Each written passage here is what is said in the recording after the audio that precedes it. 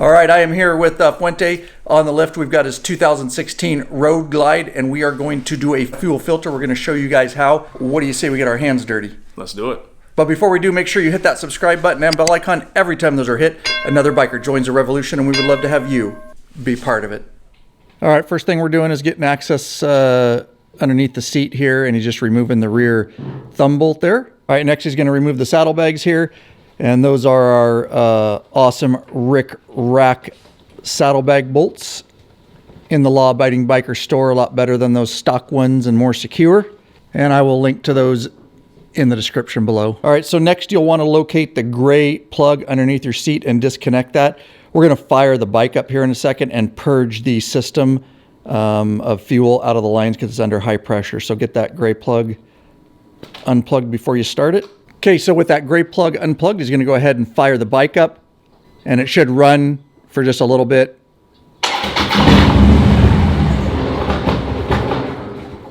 And die like that, and that means the fuel is purged from the lines. Okay, so next just remove the side cover there, some studs into the rubber grommets, just pulls off.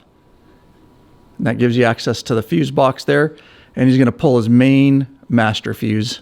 All right, so we are going to take the console off the tank here in a moment. So we got to get some lines out of the way here. That's just a vent line. Usually it's zip tied down in there.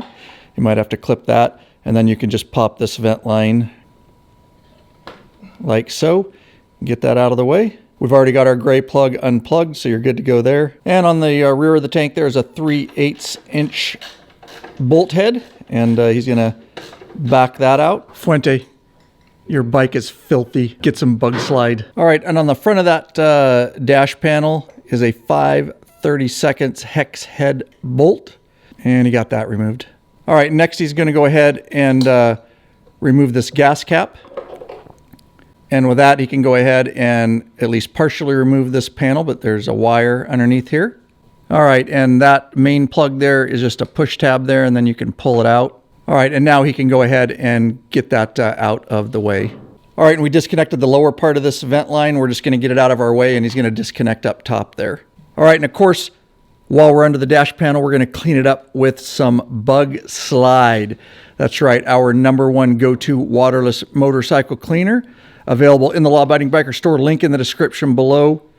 Tried and tested right here by the Law Abiding Biker crew. Good on your paint, your plastic, your helmets, your face shield, your seat. Good stuff. Again, link in the description below. All right, on the top here is your top plate, and he's going to start removing this. There is a cam ring removal tool if you want to buy it, or you could just use like a punch, something with a blunt end. And you can see you just got a hammer on it there, and it twists counterclockwise. And he just popped the ring there. And you can get that up and out of our way. All right, just real quick, we'll get right back into your video. As you can imagine, a lot of man-hour, effort, and expenses go into keeping this channel going strong. There is a way you can support us by becoming a patron member. I will link to it in the description below. There are benefits for signing up, such as t-shirts and stickers. You get access to the private Facebook group, which is a troll-free zone. It is nothing but bikers helping bikers. You get access to live video broadcasts and chat, podcasts early, access to premium videos up on request, and of course, access to those ride, meetup, and events. We appreciate you considering becoming a member. All right, let's get back into your video. All right, so he's gonna remove this top plate here, and fuel filter is underneath, and he's gotta get it up out of there a bit higher, so just wiggle it around like he's doing. And once you wiggle it up out of there far enough, it exposes 2 lines there. And we're going to be working with those on the rear there. Okay, so now he's going to disconnect the 2 lines here. And there's just a little ring up there, and you push the 2 tabs together. You can use your fingers, maybe a screwdriver will help. And now he can pinch those together. And he's pulling down at the same time. And as you can see, you got that line removed. Don't worry about dropping it down in there. He'll move on to the next one. Same kind of system, he's just spinning it around, so it gives him a better opportunity to pinch those together there with his fingers. And then he can pull down on that line there. All right, and he got that one disconnected there.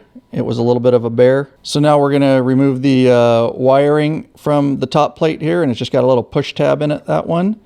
push in and pull out on that guy. All right, so we want to show you exactly how this other plug comes out. There is a procedure to it. And if you look down in there, he's going to put his screwdriver. There's actually a tab that latches around a little stud, and you got to pry in on that. And the whole black plug comes out here. If you look down in there, you can clear the stud. All right, and once you clear that little stud down in there, you can see it comes out. Now, he's going to show you what he was pushing on with his screwdriver. You got to reach down in there and push on that to clear that stud, and then you can pull up. But it is a pretty tight plug, so you have to wiggle it back and forth a bit to get it out. All right, and with everything free, you can take this over to our workbench now. All right, so in the top of this fuel filter housing is a clip, metal clip, but you have to push down on that plastic tab there, and then as you can see, that slides forward. You can remove that. All right, so now he's just going to wiggle the housing around there. It's got an O-ring up there in there, and it pulls off like that. So now he's just going to remove the old O-ring out of there. And now he's going to remove the old fuel filter, just prying up with a screwdriver there. And there we go. That gets our old fuel filter out of the way.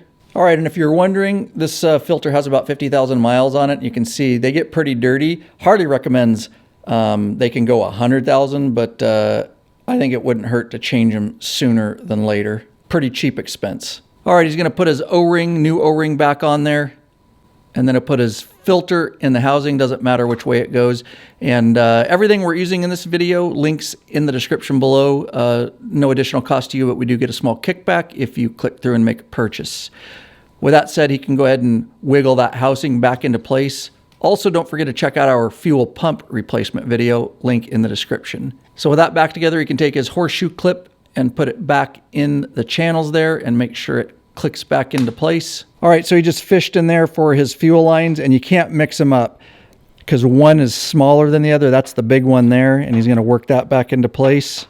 And that one's secured. He'll go on with the smaller one here and get that clicked into place. And now we've got both fuel lines back on. All right, and he's taking that main plug. It only goes one way back into the top plate there.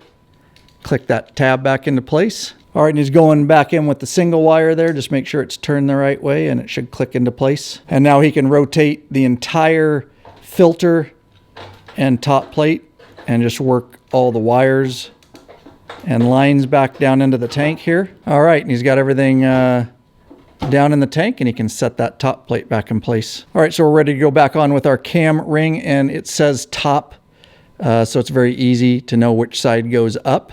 Pop that into place. And this is going to turn clockwise. There is a specialty tool for this if you want to get it. He's just starting it with a hammer there.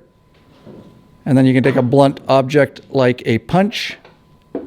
And he's going to continue turning it back into place. All right, and just kind of putting things back in place here. That's his breather tube. Don't forget to hook that up top there. And he'll come to the rear here and hook it back up. And going back with his main plug there, it only goes one way. And with that, he can rock the dash panel back in place here. He's lining the filler spout up there. And he's going to put that bolt back up front of the dash panel, 5/32 hex head.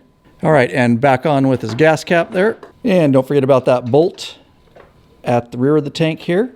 And that is a 3/8 inch socket that he's putting on there, and he'll snug that down. All right, he's going to plug the gray plug back in there, and he will fish his vent line back down the right side of the bike. And he's just going back in with the master fuse. All right, just going back on with the side panel there, and he's just lining the plastic studs up with the grommets there, and you can just pop it back into place. And going back on with the saddlebag, putting it in place. And of course, back on with the seat, sliding that front tongue into place. And he'll secure the rear there with his thumb bolt.